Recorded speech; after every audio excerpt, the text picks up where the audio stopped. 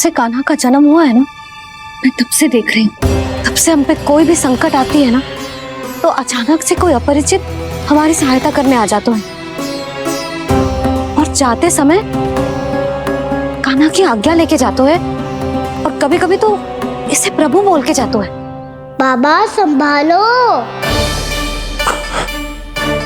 यशोदा, इस जानकी को चढ़ो है और विचित्र विचार तुम्हारे मन में है। अरे सब जानते हैं कि हमारा परिवार राजसी, तुम्हें पता ना चलता होगा पर हमारे कान्हा को सब राजकुमार ही समझते हैं देखकर, इसीलिए उसे सम्मान देने के लिए सब ऐसा ही करते हैं, और कोई बात ना है।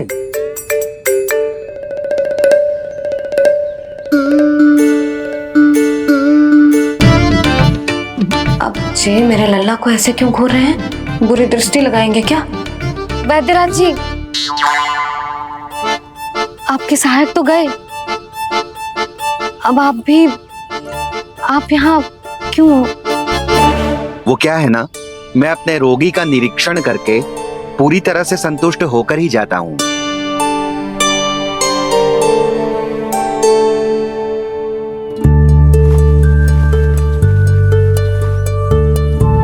हाँ, संकेत तो अच्छे हैं, कल सुबह तक बिल्कुल ठीक हो जाएगी। धन्यवाद वैद्य जी।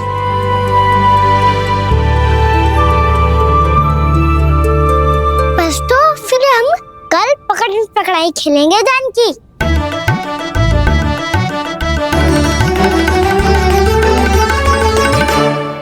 भानु, बंसी, जाकर उस क्षेत्र के चारों ओर बाड़ बनवा दो और वहां सूचना पट्ट भी लगा देना, ताकि जानकी के साथ जो हुआ है वो किसी और के साथ ना हो। शीघ्र जाओ। जी ठीक है।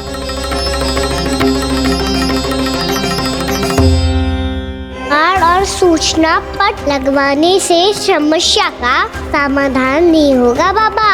निर्दोष पशु सूचना पट देखकर भी कुछ समझ नहीं पाएंगे।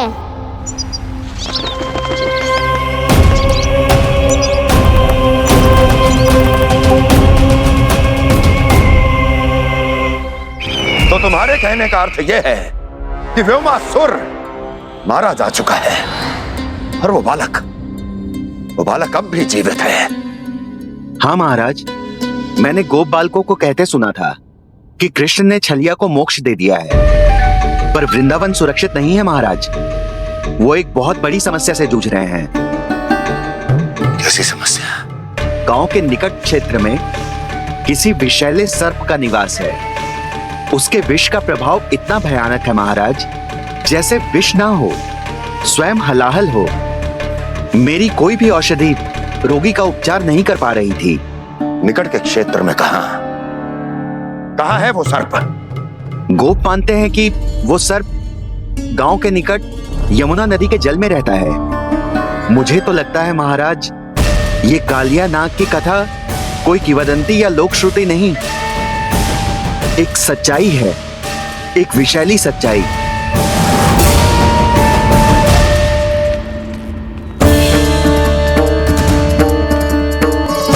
कालिया का सामना करने का समय आ गया है, पर उससे पहले मुझे बुलाना होगा उन्हें।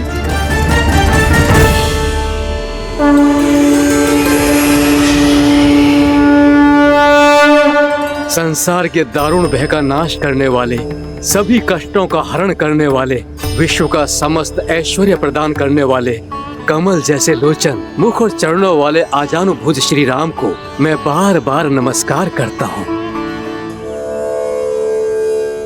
आपदामपहर्तारं दातारं सर्व संपदाम लोकाभिरामं श्री रामं भूयो भूयो नमाम्यहम्। कागभूसुंडी कागभूसुंडी कागभूसुंडी। प्रभु क्षमा करें, मुझे जाना होगा।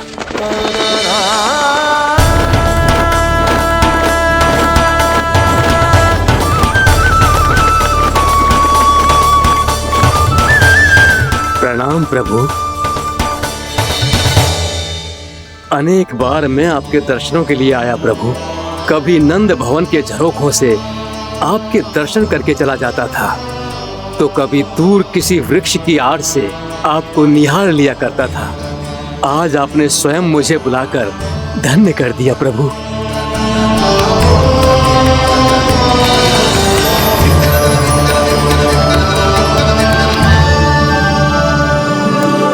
मैंने आपको यहाँ एक विशेष कारण से बुलाया है। आपके श्राप से इस कालिया नाग को मुक्त करने का समय आ गया है। ये तो बहुत ही उत्तम समाचार है प्रभु। इतने वर्ष बीत गए, मुझे आज भी स्मरण है वो दिन जब मैंने उन्हें श्राप दिया था। अपने क्रोध पर नियंत्रण खोकर बहुत बड़ी भूल कर दी थी मैंने प्रभु। बीती हुई घटनाओं पर दुखी होके कोई लाभ नहीं है। हमें भविष्य की ओर देखना होगा।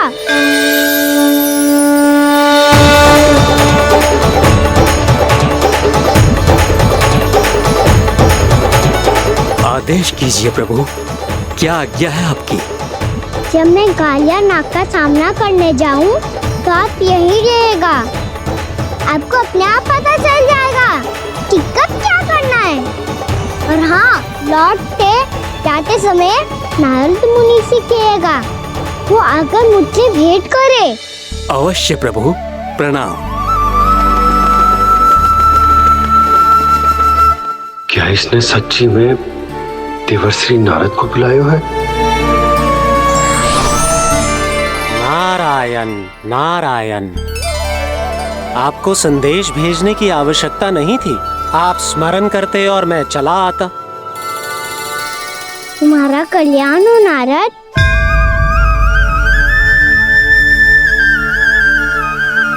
मैंने तुम्हें एक विशेष कार्य के लिए बुलाया है। आज्ञा दीजिए प्रभु। तुम्हें एक बार फिर कंस से भेंट करनी होगी। विचार कीजिए महाराज, क्या आप बिना किसी शंका के कह सकते हैं कि कौन सी पंखुड़ी पहली है और कौन सी आठवीं? उस दुष्ट से भेंट करना स्वयं कीचड़ में उतरने के समान है प्रभु।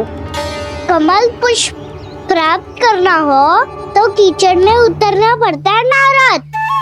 आपका आदेश तो मैं स्वप्न में भी नहीं टाल सकता प्रभु। कंस कालिया नाग के बारे में जान गया है, पर वो उसका सामना करने का साहस नहीं कर पाएगा। मैं आतुर हूँ प्राप्ति, मूर्ख नहीं। मेरी बुद्धि फिर नहीं गई है। मैं स्वयं उस कालिया जैसे महाविषैले सर्प के सामने खड़ा हो जाऊं और अपने ही काल को आमंत्रित कर लूं। तो फिर अपने लाभ के लिए उसका प्रयोग करने का कोई और उपाय सोचिए स्वामी। कुछ ऐसा कीजिए कि यमुना नदी का पूरा जल विषैला हो जाए और वृंदावन वासी उसका उपयोग करे, और आपका काल कहलाने वाला वो बालक स्वयं काल के गाल में चला जाए। उत्तम उत्तम सुझाव है प्राप्ति। अब मुझे उस कालिया तक पहुंचने का मार्ग ढूंढना होगा। उसको विवश करने का कोई उपाय ढूंढना होगा, क्योंकि व्यक्तिगत रूप से उससे भेंट करना असंभव है। असंभव। आप सही कह रहे हैं प्रभु। कंस में उतना सामर्थ्य नहीं कि वो कालिया नाग का सामना स्वयं कर सके। वैसे तो कालिया गरुड़ देव का भी सम्मान नहीं करता, तो फिर वो कंस का सम्मान क्यों करेगा भला? नहीं करेगा, पर कंस तुम्हारा सम्मान अवश्य करेगा नारद। तुम्हारी बातें भी सुनेगा और मानेगा भी। ये मेरी योजना का बहुत ही महत्वपूर्ण भाग है। तुम कंस के पास जाओ और कहो कि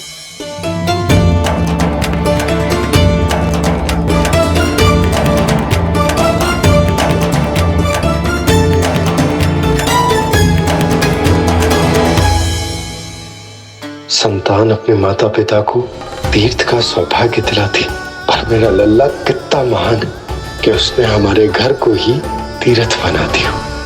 ऐसा तीर्थ जहां मेरी आंखों के सामने भक्त और भगवान का मिलन हो रहा है। जो आज्ञा प्रभु।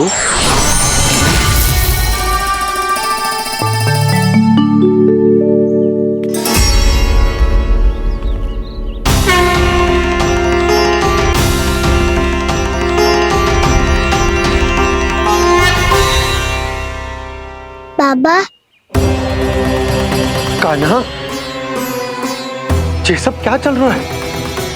पहले काक भुसुंडी जी और फिर जे नारद जी। क्या योजना बना रहे हो तुम? कान्हा, बता ना लल्ला, क्या सोच रहे तू? कान्हा देख, अगर तुझे अपने बाबा को ना बताना हो ना, तो अपने भक्त को बता दे। क्या सोच रहे हो लल्ला? क्या करने वाले हो आप?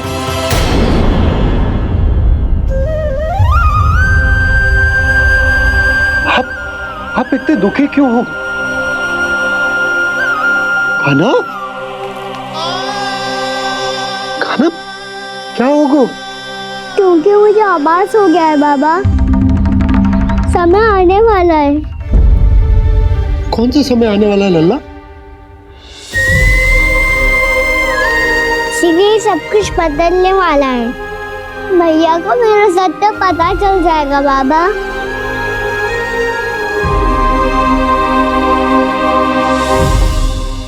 पर लल्ला, इसका काक भुसुंडी और कालिया नाग से क्या संबंध है? ऐसा क्या हुआ था और क्या होने वाला है?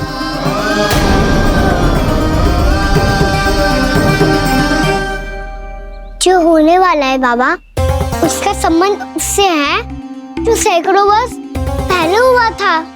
महर्षि भृगु के एक वंशज थे, वेद शिरोमुनि, जो विंध्याचल की पहाड़ियों में साधना कर रहे थे।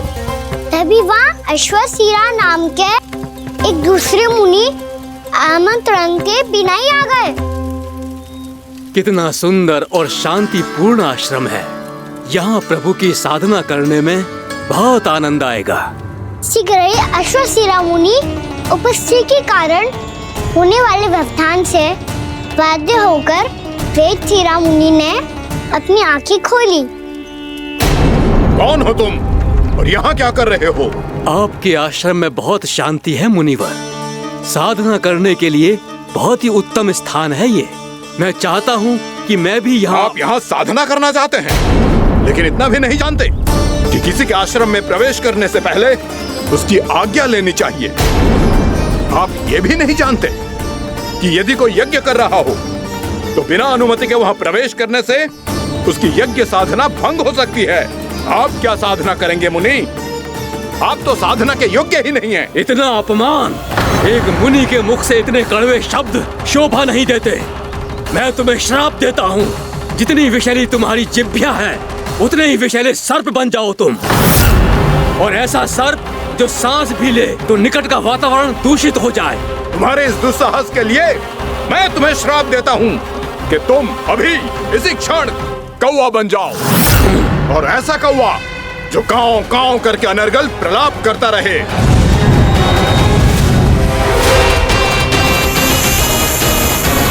ये मैंने क्या किया? ये मैंने क्या किया? क्रोध के कारण दोनों ने एक दूसरे को श्राप दे दिया। पर दोनों ही मेरे भक्त थे, और भगवान होकर मैं अपने भक्तों को इतनी कठिनाई में कैसे देख सकता था।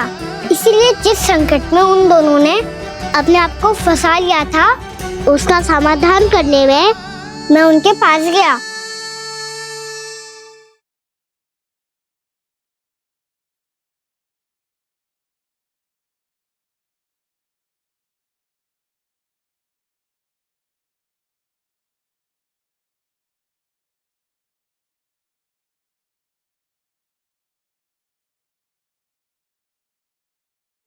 तंग करे मैया को खिजाए, खेले रूठे मनाए।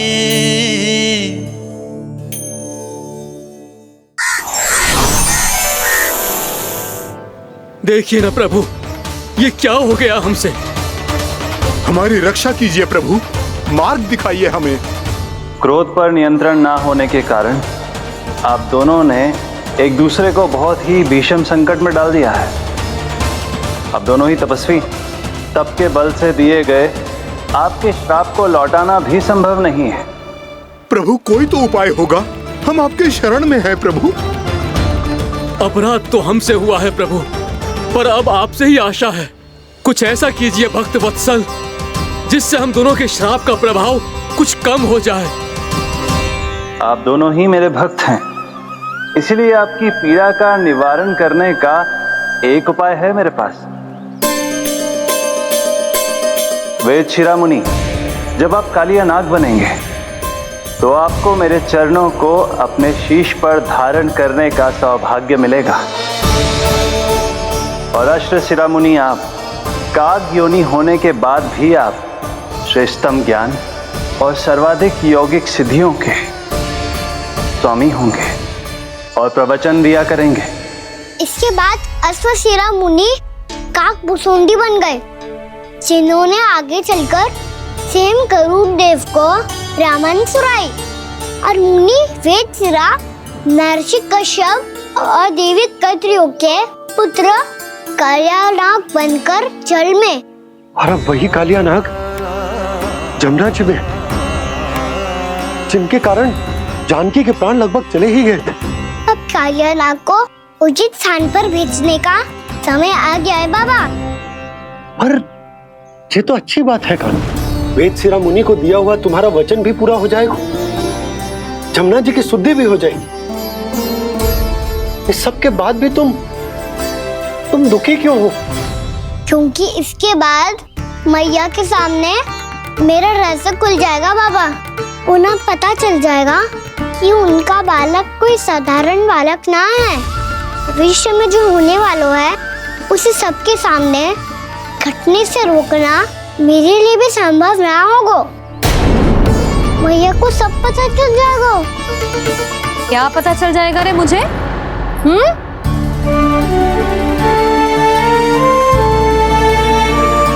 यही कि सबसे अधिक प्रेम मैं आपसे ही करता हूँ। अब बस भी कर, चलो भोजन के लिए बुलाने आई थी तुम दोनों को। भूखा थोड़े ना रहने दूंगी अपने लल्ला को, मेरा लल्ला दुर्बल हो जाएगा ना। आप खिलाओगे तो ही खाऊंगा। हाँ ठीक है, मैं ही खिलाऊंगी। अब चल, आओ जी, चल।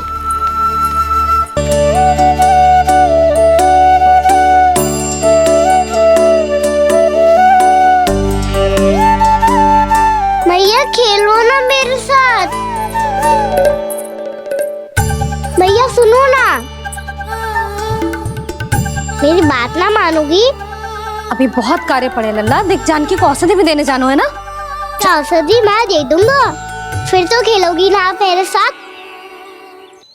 पिछले कुछ दिनों से अपनी मैया का अधिक से अधिक प्रेम पाने का प्रयास करो है कान्हा।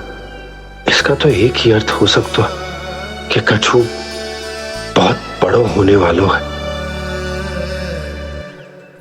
कान्हा रुक जा लल्ला।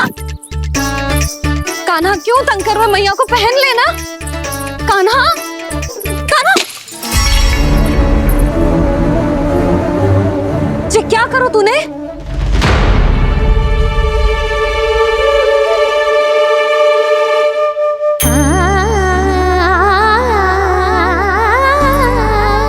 अच्छा ठीक है, अब मुंह लटकाने की आवश्यकता ना है। ये ले।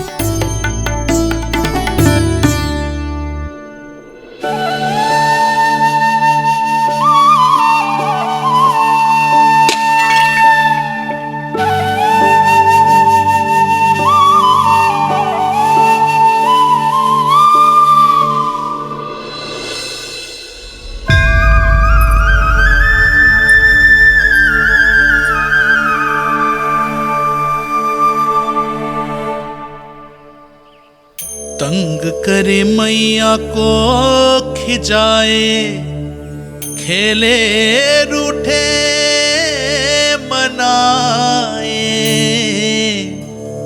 लीला अनोखी करके शरारत, कान्हा दंड भी पाए।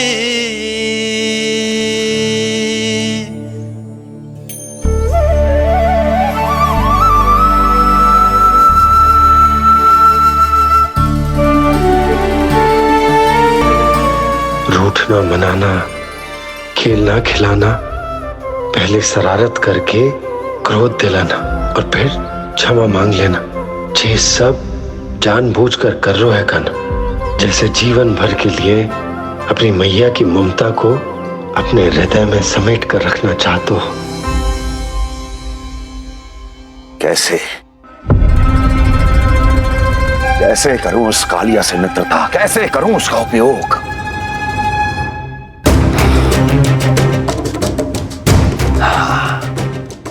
उस पर आक्रमण कर देता हूं और उसे किसी ना किसी तरह से यह विश्वास दिला देता हूं कि यह आक्रमण उस विष्णु अवतार ने किया है। फिर वो क्रोध में आकर सारे वृंदावन वासियों को अपने विष से समाप्त कर देगा। उचित है, ये उचित है। नारायण हरि, नारायण हरि।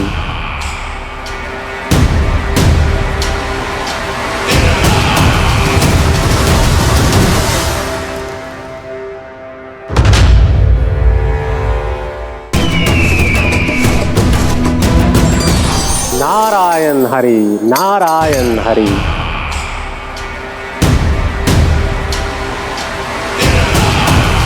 प्रणाम देवर्षि।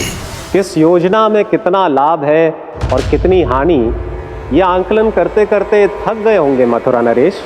देवर्षि, आज मेरा ध्यान कैसे आ गया आपको? आप तो सदैव ही मेरे ध्यान में रहते हैं महाराज कंस।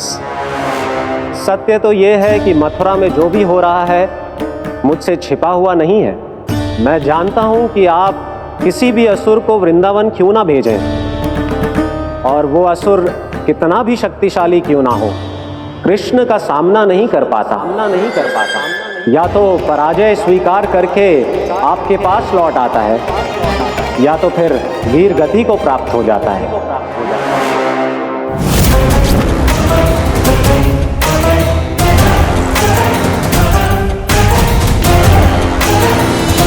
वाह, मुझे मेरी असफलताएं स्मरण कराने आए हैं, मेरे घाव को खुरेदने आए हैं, उन पे नमक छिड़कने आए हैं। मित्र को शत्रु समझने की भूल मत कीजिए महाराज कंस। मैं तो आपकी सहायता करने आया हूं। हाँ, और मेरी सहायता। कृष्ण विष्णु अवतार है, आप विष्णु के भक्त हैं। मैं हूं विष्णु द्रोही, फिर भी तो आपके आराध्य को हानि पहुंचाना चाहता है, उसकी सहायता करना चाहते हैं आप। क्या आप निश्चित रूप से कह सकते हैं कि आप ब्रह्मांड के सभी नियमों को अच्छी तरह समझते हैं? अवश्य। आपके लिए बस इतना ही जानना पर्याप्त होगा कि मैं जो कुछ भी कर रहा हूं उसके लिए मेरे व्यक्तिगत कारण हैं। मैं तो बस आपके हित में पिछली बार की तरह एक सुझाव लेके आया था, पर यदि आप मेरा सुझाव सुनना भी नहीं चाहते तो आपकी इच्छा। नारायण हरि, नारायण हरि। कारण चाहे जो हो, इनके पिछले सुझाव के कारण ही आज मेरे शत्रुओं की संख्या कम है, अन्यथा मैं देवकी के अन्य पुत्रों को भी जीवित छोड़ देता, और आज वो सब अपने भाई के साथ मिलकर उसकी शक्ति को अनेक गुना बढ़ा देते। ठहरिए देवऋषि,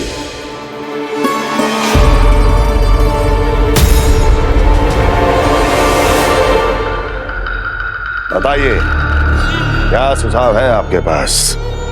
मेरे सुझाव का नाम है कालिया नाग।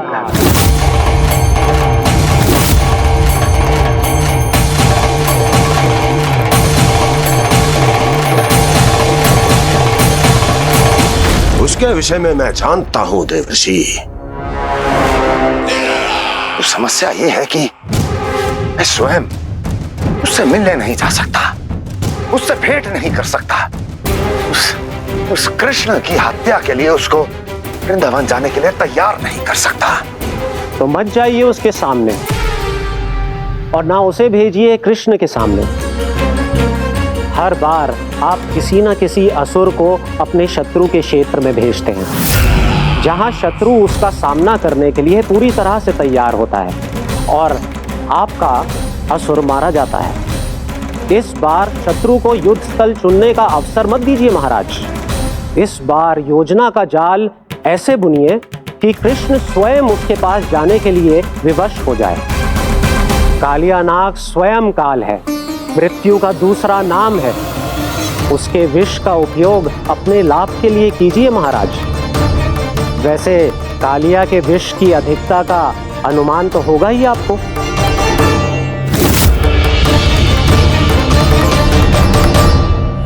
एक बार जो उसके क्षेत्र में पहुंच गया, फिर उसके विष से बचना असंभव है। उचित सुझाव है देवर्षि, उचित सुझाव है। देवर्षि, उस छलिया विष्णु की भक्ति करते करते आप भी उसके रंग ढंग सीख गए हैं। उचित है, उचित है।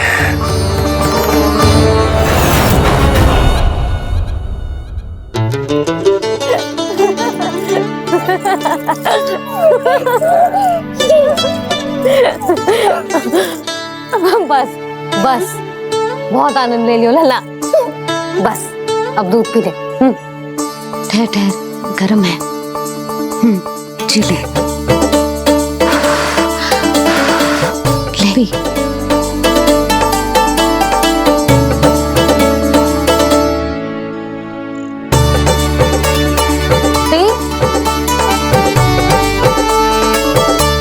मैं ना होती तो ना जाने क्या होता तेरा।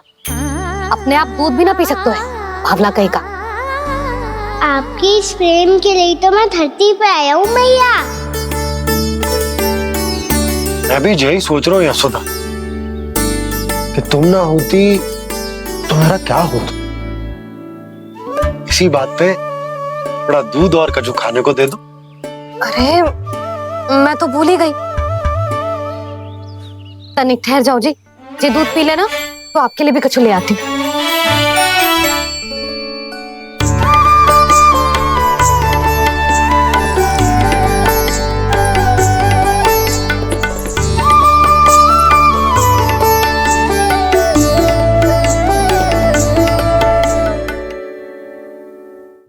प्रणाम महाराज।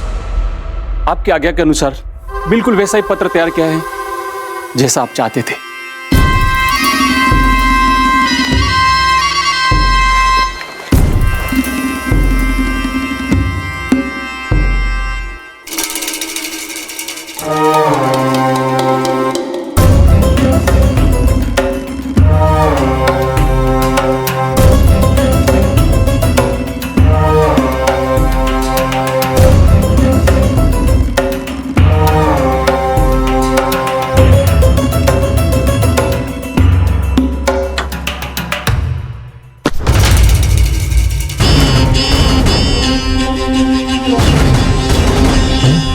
कृष्ण जन्म से लेकर आज तक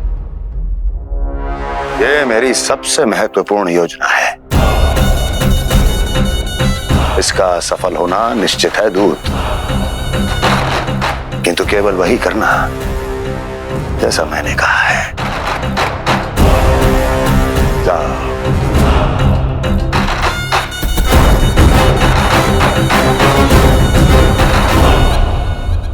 कान्हा,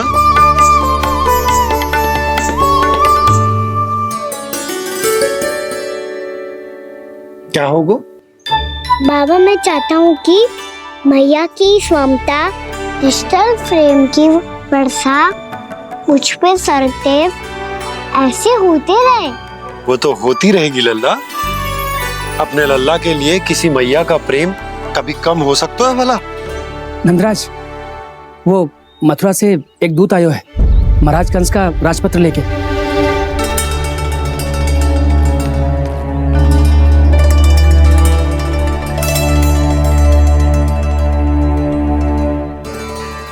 कान्हा अब क्या करने वाला है? तेरे बाबा कहाँ गए? हाँ? कंस मामा का खेल आरंभ हो गया है, पर मैया वो सब सुनेगी तो व्यर्थ चिंतित हो जाएगी। बस थोड़ा बाहर गया मैया, कछु खा लिए से। बाहर इस समय? मैया क्या होगा? मैया देखो ना, पीठ पे कछु हो रहा है। मेरा हाथ ना पकड़ो, आप करो ना। यहाँ? क्षमा करना मैया, पर अभी बाबा को ही संभालने दो ये सब। कहिए, क्या संदेश लाए हैं आप? नहीं नंदराज नहीं। महाराज कंस का आदेश है कि ये संदेश सभी गांव वालों के साथ ही पढ़ा जाए। ठीक है, मैं गांव वालों के सामने पढ़ दूंगा, पर मुझे तो दीजिए पढ़ने के लिए। महाराज की आज्ञा का पालन करना आपके लिए भी आवश्यक है नंदराज। सभी गांव वासियों की सभा बुलाइए। बंसी, सभी गांव वालों की सभा बुलाओ। राजपत्र में ऐसा क्या संदेश भेजो है कंस ने? अब मेरे पत्र को पढ़कर सब भौचक्के रह जाएंगे। और वो कृष्ण, उस कृष्ण के पांव के नीचे से तो भूमि खिसक जाएगी, आकाश फट पड़ेगा, बिजलियां गिर जाएंगी। प्राप्ति, ओ प्राप्ति, कंस का पत्र। स्वयं को बहुत अधिक शक्तिशाली समझता है ना वो। अब देखता हूं कैसे वो इस महासंकट का सामना करता है। वो कृष्ण, वो अपनी मृत्यु स्वयं चुनेगा या मृत्यु की वेदी पर चढ़ा देगा। प्रिय वृंदावन वासियों को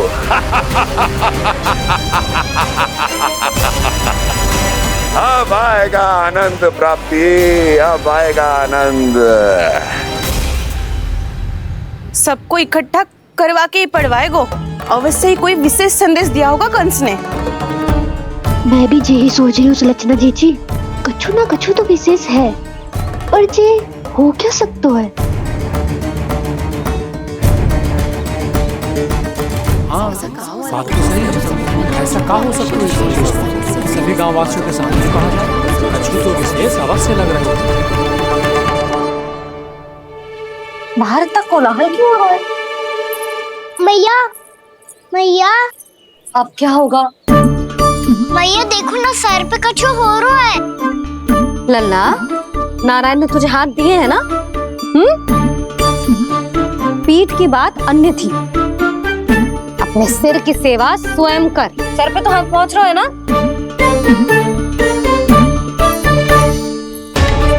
मैया सुनो ना, मैया देखो ना, तीव्र कर कछु हो रहा है। मैया देखो ना, तीव्र कछु हो रहा है।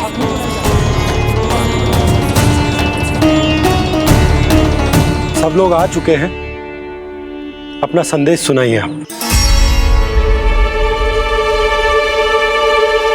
गोपराज नंद और सभी वृंदावन वासियों को सूचित किया जाता है कि मथुरा अधिपति और आप सभी के महाराज कंस ने कल सुबह भव्य पूजा का आयोजन किया है।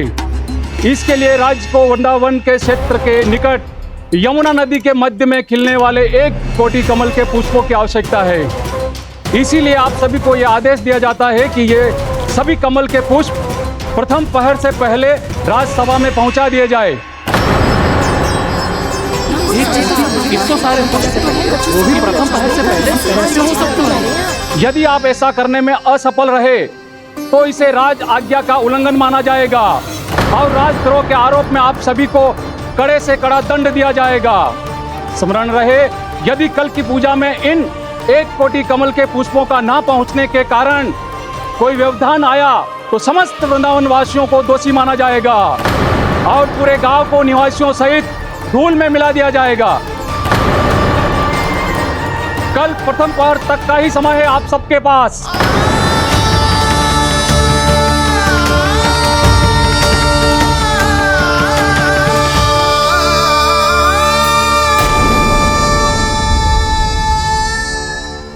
एक कोटि कमल पुष्प, वो भी कल प्रथम प्रहर में? ऐसे कैसे संभव है? और कोई साधारण पुष्प ना, यमुना नदी के मध्य खिलने वाले विशेष कमल के फूल चाहिए उन्हें, लेकिन यमुना नदी में तो कालिया नाग ने विष घोल के रखा है, तो फिर कैसे हो पाएगा? यह संभव है। हमारी मृत्यु का संदेश भेजा राजा कंस ने। सदैव की भांति इस समस्या पर भी गांव के बड़े ही विचार करेंगे। बालकों का यहाँ होना उचित ना है।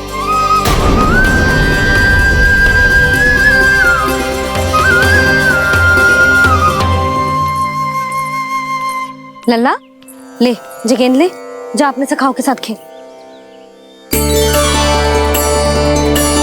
सुबह उज्जवल, मधुमंगल वसंता, देखो मैया ने क्या दिया है। चलो खेलें, बहुत आनंद आएगा आज।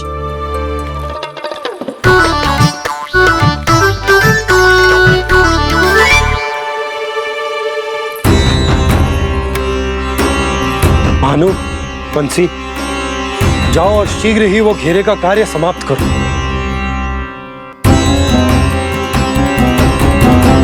पर कछु ना कछु तो करना पड़ेगा ना। पर हम कर ही क्या सकते हैं? पुष्प लाने को और कोई उपाय है भी तो ना। मैं चला जाऊंगा जमुना जी में।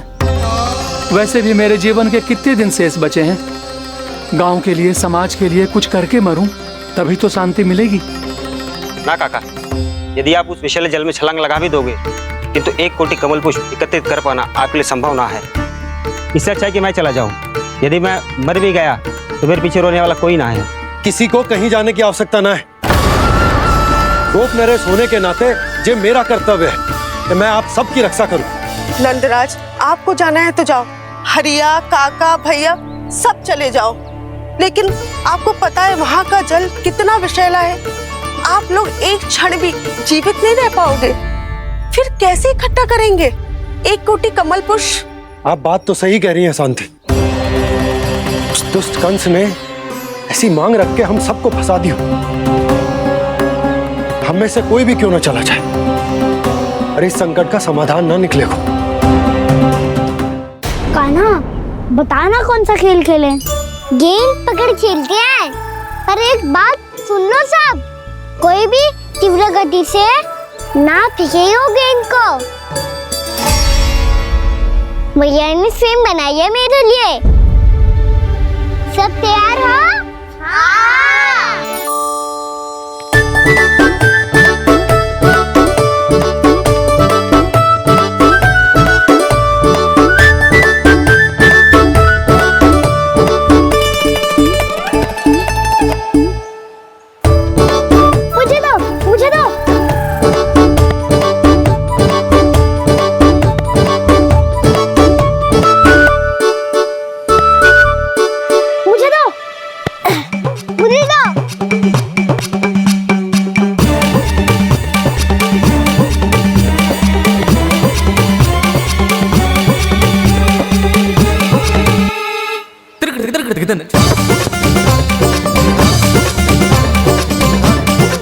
कान्हा, इतनी धीरे से फेंकेगो तो कैसे आनंद आएगा? थोड़ा बल लगा के फेंक। हाँ कान्हा, हम अभी बड़े हो गए हैं, तू अब भी छोटे बालकों की तरह फेंक रहा है।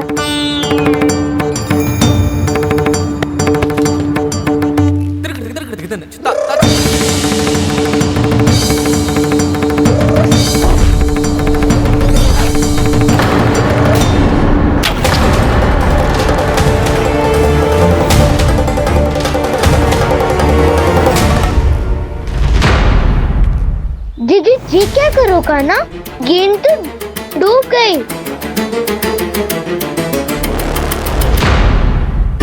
अच्छा, तो ये सब इसकी योजना का भाग था ताकि ये कालिया का सामना कर पाए। तुम सबने तो कही थी तीव्र गति से फेंको। देखो फिकवा दी ना मेरी गेंद। मुझसे नदी में। अब मुझे जाके लानी पड़ेगी। रुक जा कान्हा, रुक जा कान्हा। जी क्या बोल रहे थे कान्हा? इसमें तो बहुत संकट है।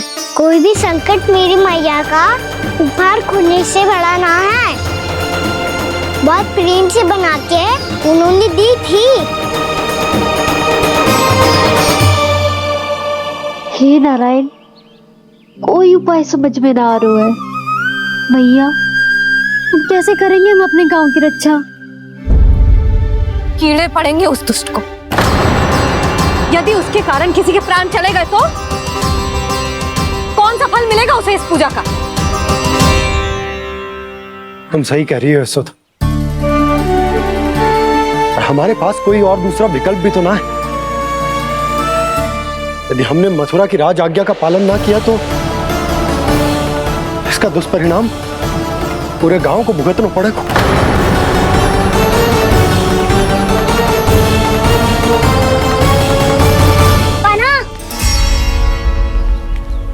तुम्हें पता है कि तू भगवान है, दिव्य है, बहुत शक्ति है तुझमें,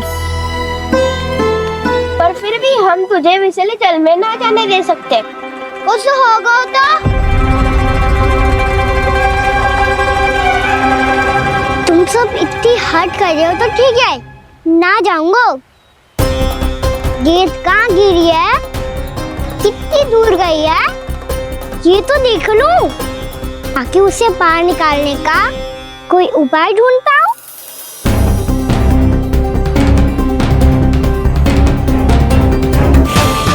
हाँ।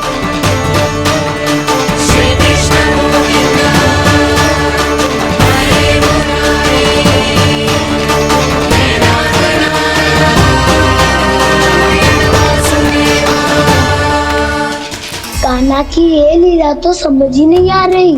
पहले इसने देवर्षि नारद को मथुरा जाकर कंस को भड़काने के लिए कहा, फिर स्वयं ही दुखी भी हो गया कि अब इसका रहस्य सबके सामने खुल जाएगा।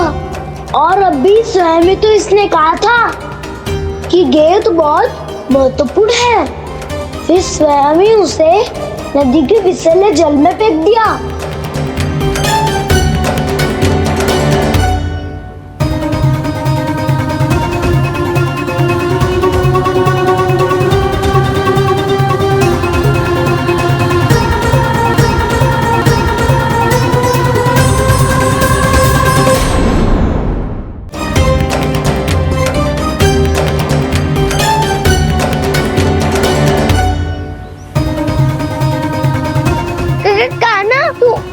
ऊपर क्यों चढ़ रहा है?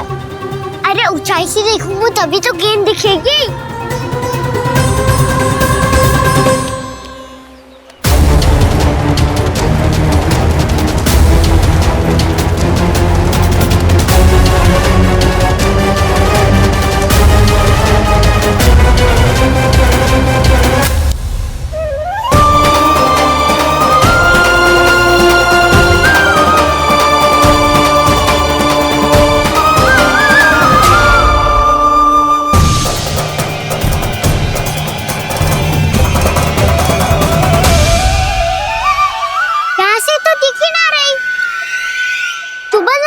फेंकी थी ना? ना वहाँ से फेंकी थी। कहाँ से? देखा ना वहाँ से। समझ ना आ रहा, ठीक बताना कहाँ से फेंकी थी?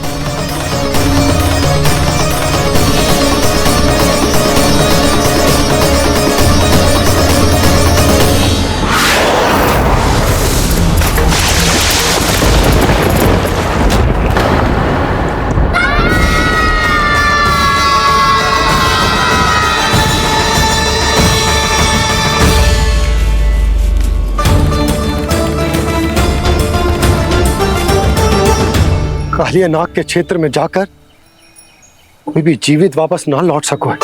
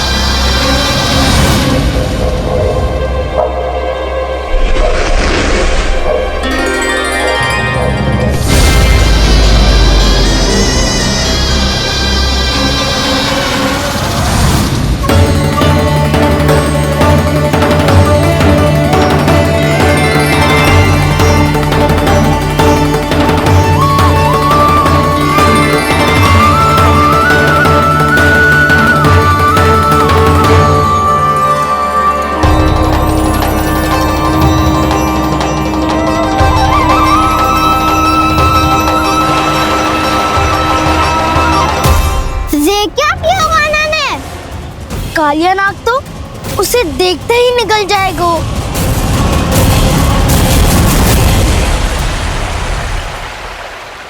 तो आरंभ से अब तक सब कुछ उसकी लीला का ही भाग था।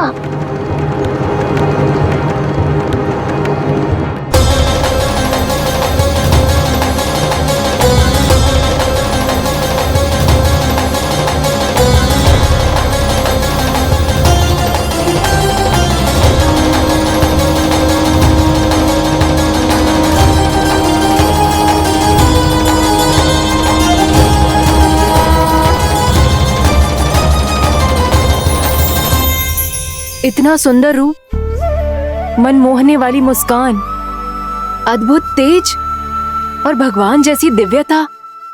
कौन हो तुम? हाँ, तुम्हें देखकर तो हम सब सम्मोहित ही हो गए।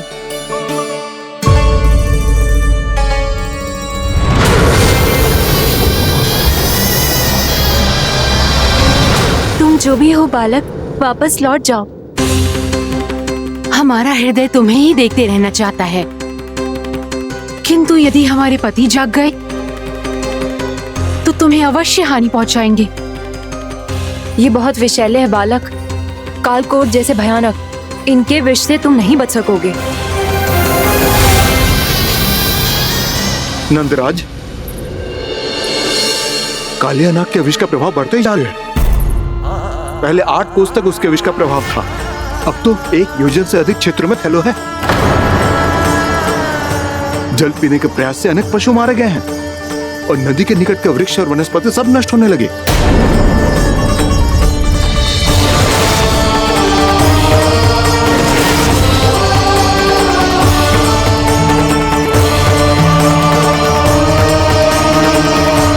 इनके विष की तीव्रता इतनी अधिक है बालक कि इनके संपर्क में आने वाले को तड़पने का भी अवसर नहीं मिलता। इनके विष की अग्नि क्षण भर से भी कम समय में प्राणवायु को जलाकर राख कर देती है।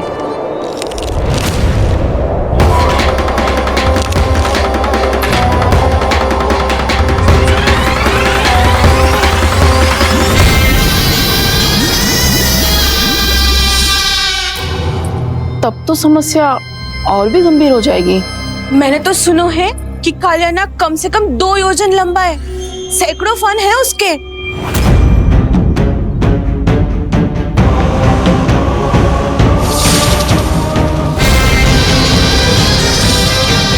इसका अर्थ तो ये है कि हम दोनों ओर से फंस गए। एक और कंस को 1 कोटि कमल पुष्प देने जो कि कालिया नाग के क्षेत्र में पड़ते हैं, और दूसरी ओर उस कालिया नाग का विष यमुना जी के क्षेत्र में बढ़ता ही जा रहा।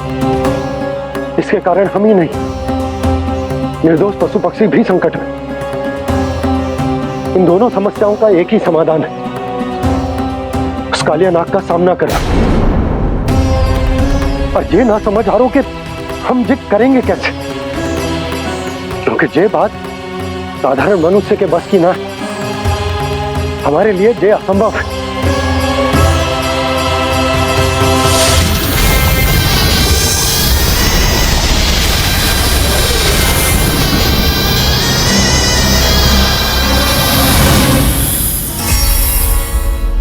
अब तो तुमने अपनी आंखों से भी देख लिया बालक, ये कितने विषैले हैं।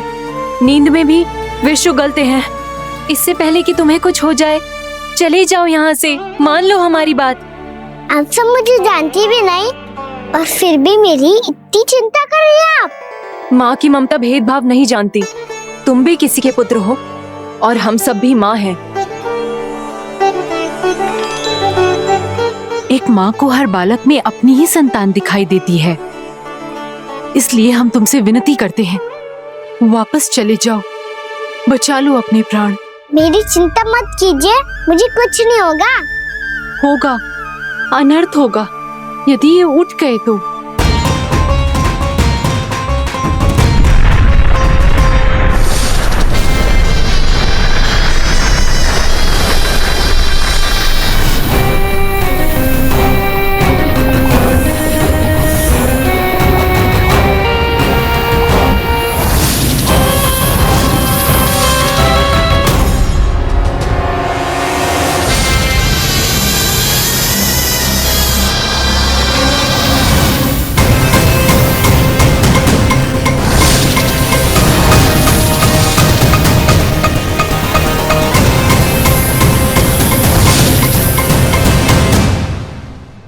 सामने होते हुए भी अपने इश्क को केवल वही देख सकता है जो अपना अभिमान त्याग चुका हो। पर पूर्व जन्म में मेरा भक्त होने के नाते मेरा सत्य स्वरूप देख पाने में मुझे इसकी सहायता करनी चाहिए।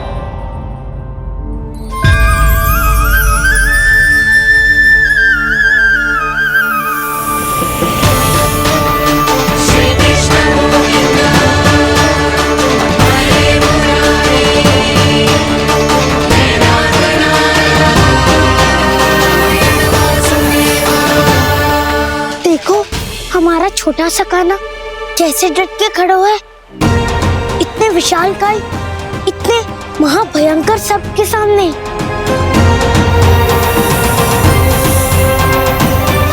ये कोई भगवान नहीं है जो इसके सामने हाथ जोड़ रही हो तुम सब।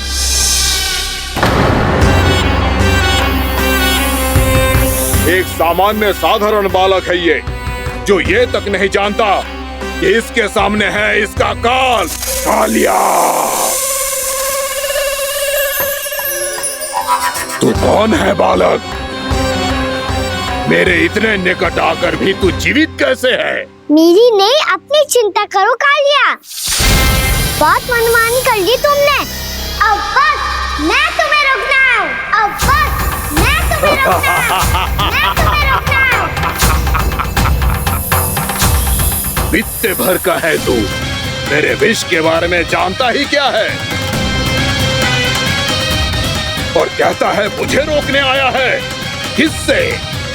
किससे रोकना चाहता है तू मुझे? मुझे क्रोध दिलाने की भूल मत कर बालक। अपनी फुंकार से ही तेरी इस मुस्कुराहट को अंतिम मुस्कुराहट बना सकता हूं मैं। शीघ्र बता, कौन है तू और किसने भेजा है तुझे? तुम्हें आवाज भी है कि अपनी पुकारों से तुम कितना विष भूल चुके हो। पवित्र यमुना नदी को कितना दूषित कर दिया तुमने। और यही नहीं, तुम्हारे कारण निकट के जीव जंतुओं, वृक्ष, वनस्पतियों सबको हानि पहुंच रही है। तो क्या? मुझे उससे क्या? मुझे है आपत्ति है मुझे तुम्हारे इस व्यवहार से, और इसीलिए तुम्हें यहाँ से जाना होगा, यहाँ से जाना होगा।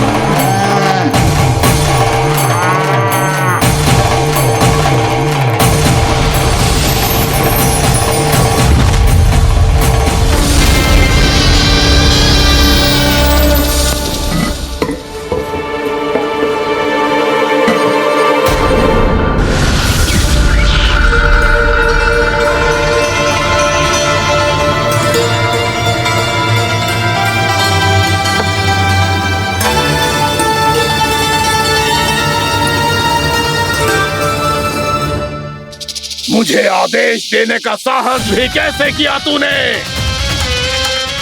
इस क्षेत्र को मैंने अपना राज्य बनाया है, मेरा परिवार रहता है यहाँ,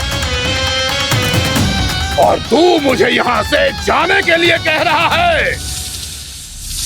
हाँ, क्योंकि तुम्हारे यहाँ रहने के कारण अन्य जीवों को हानि हो रही है, और मैं ऐसा नहीं होने दे सकता।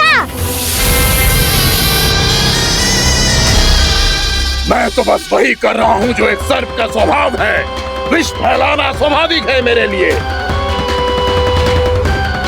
इसलिए मुझे चुनौती मत दे बालक। चुनौती तो मैं दे चुका हूँ कालिया। अब तो बस तुम्हें स्वीकार करनी है।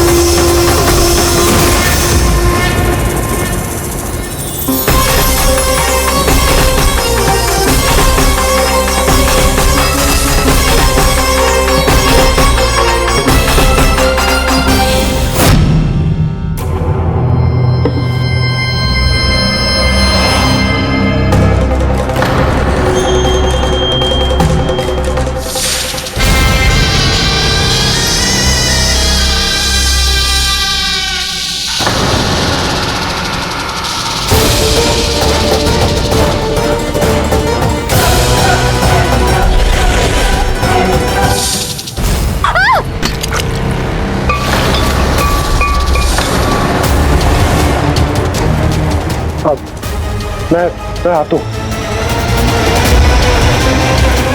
क्या हो गया सुधा? मुझे आवाज हो रहा है जी, कछु ना कछु गड़बड़ है। यशोदा, जो समस्या हमारे सामने है, हम सभी उसका समाधान खोजने में जुटे हैं। तुम विश्वास करो, मैं कोई ना कोई समाधान अवश्य ढूंढ लूंगा। हम कैसे भी करके वो कमल के पुष्प उस कंस तक पहुंचा देंगे। नाना, समस्या उससे कहीं अधिक है, उससे कहीं अधिक बड़ी, उससे कहीं अधिक भयानक है।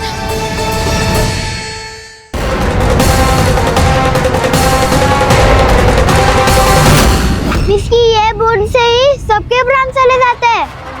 इसने तो विस्की धारियां फेंकी है खाना पे। कान्हा कैसे बच्चे को अधिक विष से? इसका विष तो क्या, ये सर स्वयं भी छू तक नहीं पाएगा हमारे कान्हा को।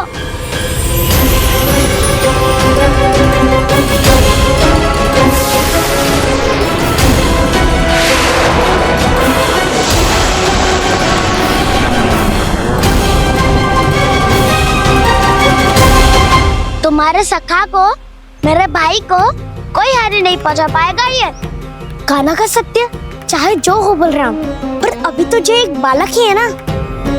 देखो कैसे विष के कारण स्थिर हो गया है।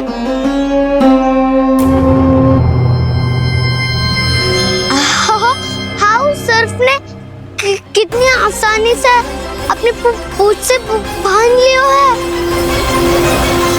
मुझे यहाँ से भगाना चाहता था ना तू? अब मैं तुझे दिखाऊंगा अपना सामर्थ्य। ये मूर्ख किसे बांधना चाहता है अपनी पूंछ में? उन्हें जिनका विस्तार सारे ब्रह्मांड में है, या उन्हें जो स्वयं अनंत है? पर देवराज, प्रभु ऐसा करने ही क्यों दे रहे हैं कालिया को? आप सब भूल रहे हैं देवगण, कालिया पूर्व जन्म में प्रभु का बहुत बड़ा भक्त था। उसी भक्ति का फल मिल रहा है अब इसे। वैसे भी भक्तों के मन का भाव सबल हो तो भगवान तो सहज ही बंध जाते हैं।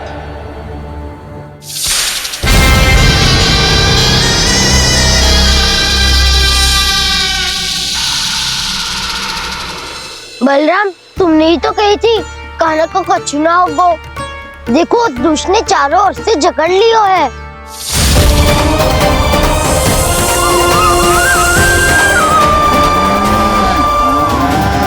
ये क्या कह रही हो तुम? जसोदा जी, क्या हुआ? घबरा क्यों रही हो आप? सुलक्षणा, मुझे आभास हो रहा है कुछ बहुत बड़ी अनहोनी हो गई है। नंदराज, नंदराज, नंदराज!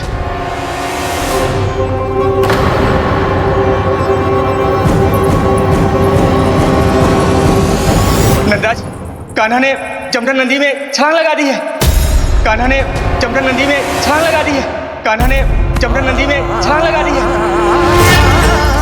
कान्हा जमुना में कूद गया है। मुझे लगा था आज कछु गड़बड़ होने वाली है।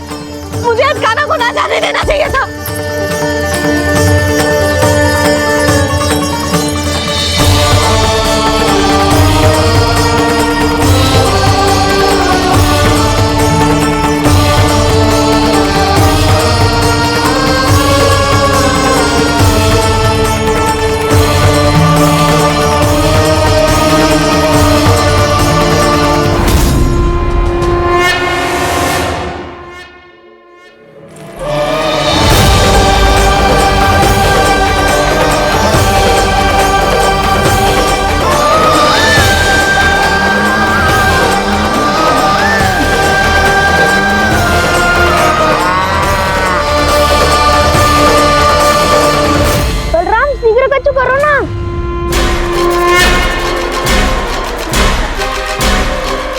कुछ भी करो पर कान्हा को बचाओ। नाग बहुत भयंकर है, कान्हा अकेले ना संभाल पाएगा इसे।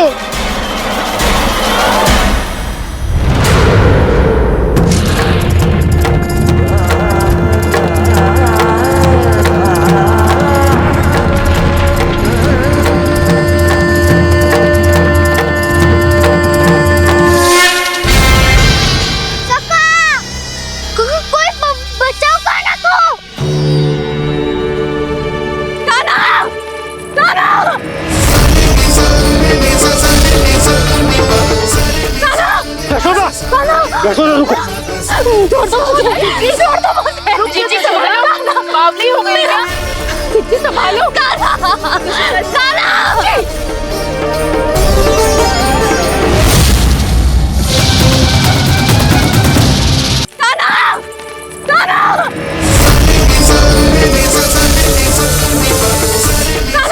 यशोदा, यशोदा रुको। छोड़ दो मुझे, प्लीज छोड़ दो मुझे। जीजी संभालो, बावली हो गई क्या? जीजी संभालो। देखो अब कैसे तुम्हारे अस्थियों को तोड़कर छोटे छोटे टुकड़ों में बदल दूंगा मैं।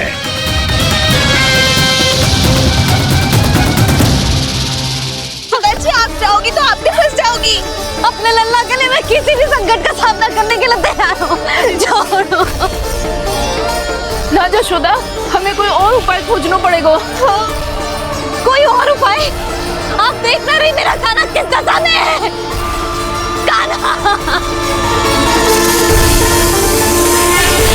मैया के वश में नहीं है, नहीं तो ये अपने लल्ला के लिए साक्षात काल का भी सामना कर ले।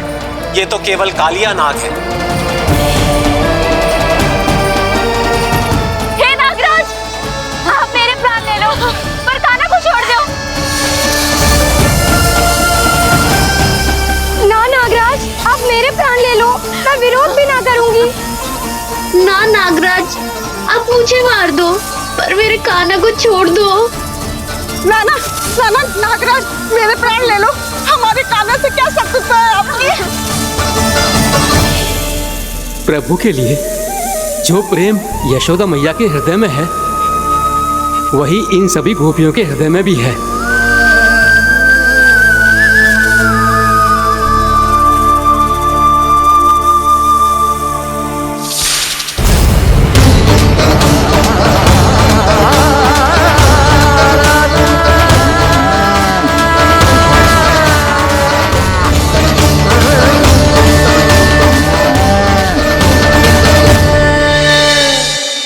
यशोदा, यशोदा, देखो इन गोपियों को, इन गैयाओं को, इन सब के मन में भी तुम्हारी भांति ही ममता भरी हुई। वो सब भी कान्हा से उतना ही प्रेम और स्नेह करती है, उतनी ही ममता से भरी हुई है जितनी कि तुम। तो तुम ही सोचो, जिसके साथ इतनी ममता और इतना स्नेह, इतना प्रेम, उसका कोई क्या कर सकता है? उस काले नाग का वेश इस सब आशीर्वादों के सामने कछु न है। कछु करो जी। उसे बोलो वो मेरे प्राण ले ले, मेरे कान्हा को छोड़ दे। यशोदा,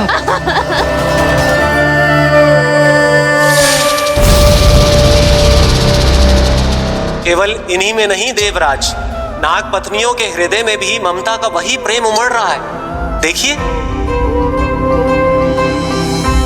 मैं आपके हाथ जोड़ती हूँ स्वामी, इस बालक को छोड़ दीजिए।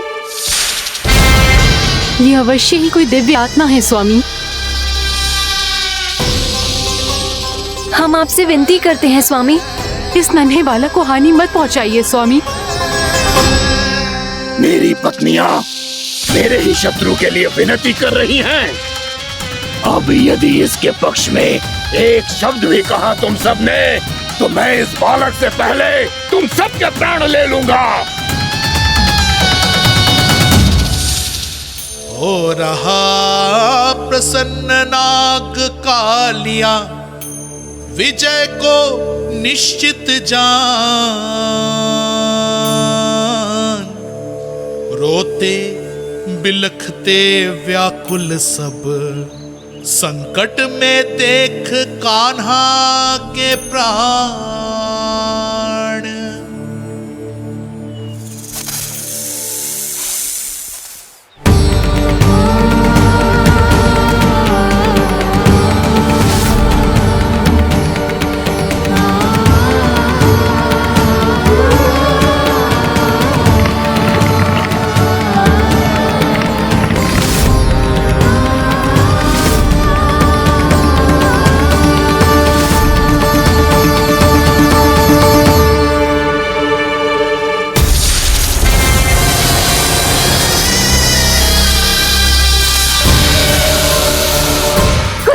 जी मेरे लल्ला को बचा लो, कोई तो कुछ करो।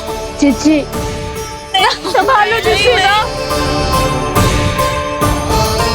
यशोदा, यशोदा तुम शांत हो जाओ, मैं कान्हा को वापस लेकर आऊंगा,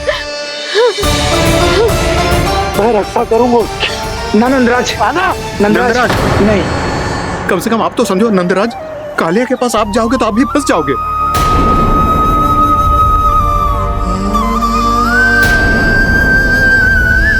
बलराम, तेरा भाई इतनी भीषण संकट में है और तुझे जरा भी दुख ना हो रहा? क्या आप सब अब तक नहीं समझ पाए कि कान्हा सच में कौन है? छोटे बाबा, आप तो उसका सत्य जानते हैं ना?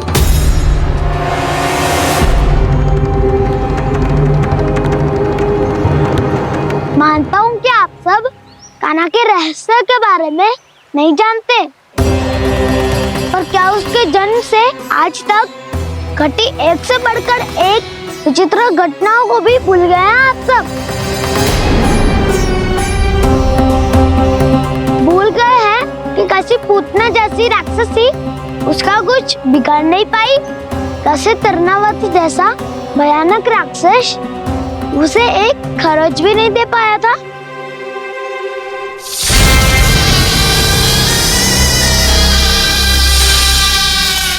आप सबने अपनी आंखों से देखा था ना, बकासुर से कान्हा की रक्षा करने देवता स्वयं आए थे, पर सत्य तो ये है कि वो सभी देवता भी उस असुर के सामने असमर्थ हो गए थे। तब कान्हा ने बहुत ही आसानी से उस भयंकर असुर का वध किया था, एक ही बार में धराशायी कर दिया था उसे। तो आप सभी सोचिए, बार बार ऐसे असाधारण कार्य करने वाला बालक साधारण कैसे हो सकता है? अब तो आरंभ से ही सारा सत्य जानते हैं छोटे बाबा। रहस्य छुपाने में सदैव कान्हा की सहायता करते आए हैं आप, और आज आप स्वयं ही उसके सत्य को भूल रहे हैं। और तुम सब भी तो जानते हो कान्हा की शक्तियों के बारे में, तो क्या तनिक भी विश्वास ना है अपने सखा पे? बलराम, तू क्या कह रहे है? मैंने जो कहा उसका एक एक शब्द सत्य है छोटी माँ। यदि प्रभु की इच्छा हुई तभी कुछ ही क्षणों में सब कुछ अपनी आंखों से स्वयं अनुभव कर लेंगे आप।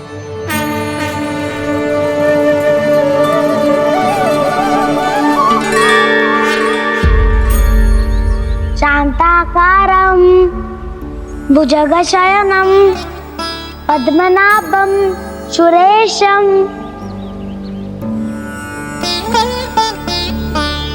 विश्वाधारं गगनसदृशं मेघवर्णं शुभांगं लक्ष्मीकान्तं कमलनयनं योगी वीरध्यानगम्यं वन्दे विष्णुं भवभयहरं सर्वलोकैकनाथम्।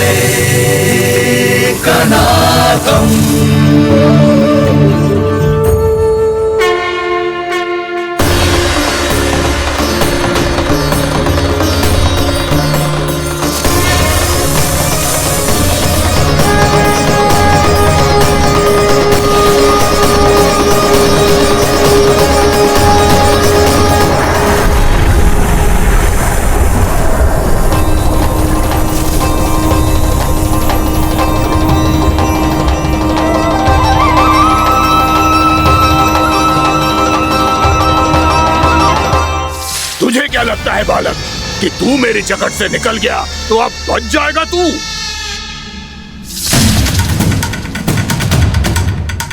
मेरे विष से अपनी प्राण रक्षा करने में सफल रहा, मेरी जकड़ से भी छूट गया, पर मेरे दंश से नहीं बच पाएगा।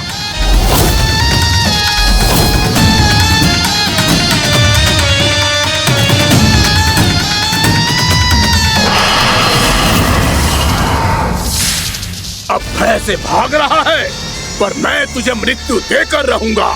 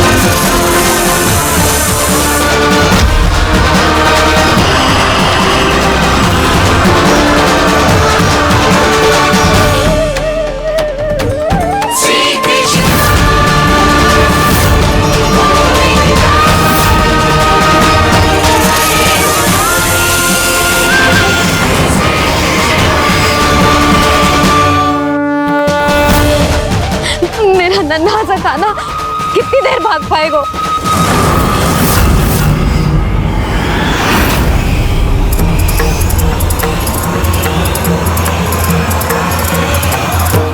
और कितनी प्रतीक्षा करोगे मेरी भक्त कालिया? भक्त नहीं, काल हूँ मैं तेरा। जब अहंकार का मुकुट बुद्धि को ढक लेता है तो भक्त अपने भगवान को भी नहीं पहचान पाता। व्यर्थ की पहेली में मत उलझा बालक। ना मैं भक्त हूँ और ना तू भगवान।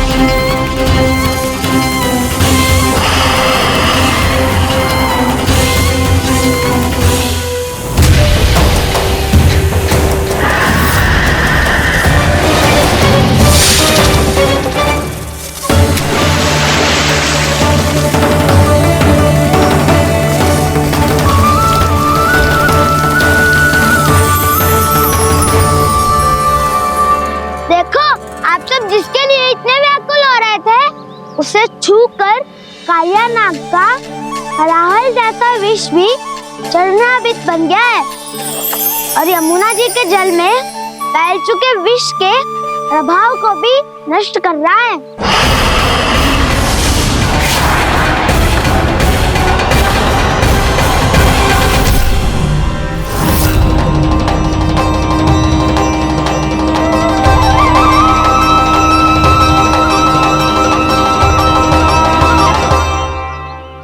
धर्म रक्षक अधर्म विनाशक प्रभु श्री कृष्ण का कौशल सचमुच अद्वितीय है।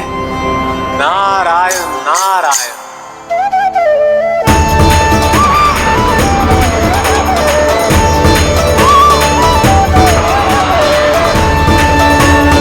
मेरा भाग तुम्हारे भीतर के अहंकार का प्रतीक है कालिया। अब तुम्हारा अहंकार, तुम्हारा अनपान मेरे पाँव के नीचे है और तुम्हारी पूंछ अर्थात तुम्हारे प्राण मेरे हाथ में। अब तुम क्या करोगे भक्त?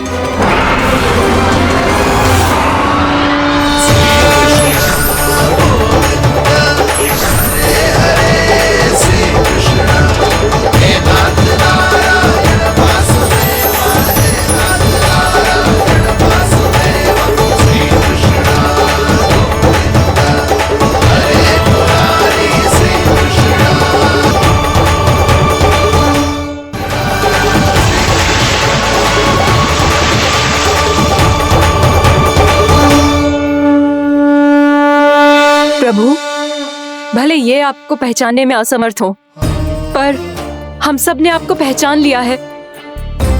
हाँ प्रभु, एक भक्त होने के नाते और एक अर्धांगिनी और माँ होने के नाते मैं आपसे इनके प्राणों की भिक्षा मांगती हूँ।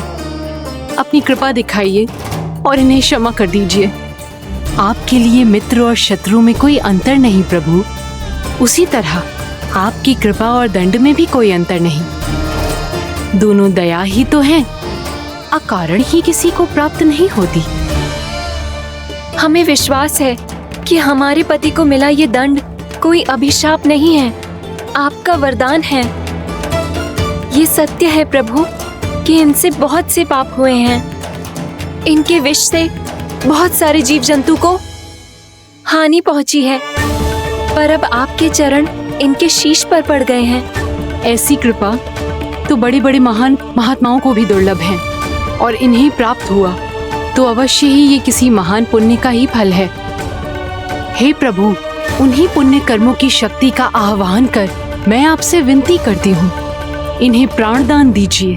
मैं अपने इस भक्त को क्षमा अवश्य करूंगी देवियों, यदि ये अपने अहंकार को त्याग कर मुझे पहचान ले तो।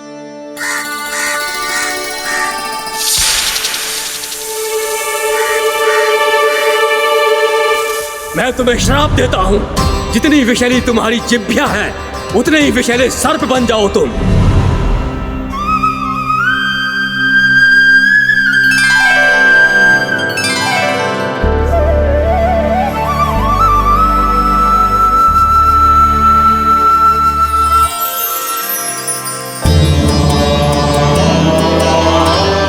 नारायण, मुझे क्षमा कीजिए नारायण। मैं तो आपका परम भक्त था, किंतु मैं आपको पहचान नहीं सका। इसका दंड तो मुझे मिलना ही था, किंतु मैं अब प्रायश्चित करना चाहता हूं। इसके लिए यदि आप मेरे प्राण भी ले लेंगे तो भी मुझे कोई दुख नहीं होगा। मैं अपना जीवन, मृत्यु और अपना अस्तित्व सब कुछ आपको समर्पित करता हूं। तुम्हें तुम्हारी क्रोध के कारण श्राप मिला, जिसे विशाल सर्प के रूप में तुम्हारा जन्म हुआ, और सर्प का तो स्वभाव है विष फैलाना। इसीलिए तुम्हें दंड नहीं दूंगा मैं, सिर्फ सभी अपराधों का पश्चाताप कर लिया। इसीलिए मैं तुम्हें क्षमा करता हूँ कालिया।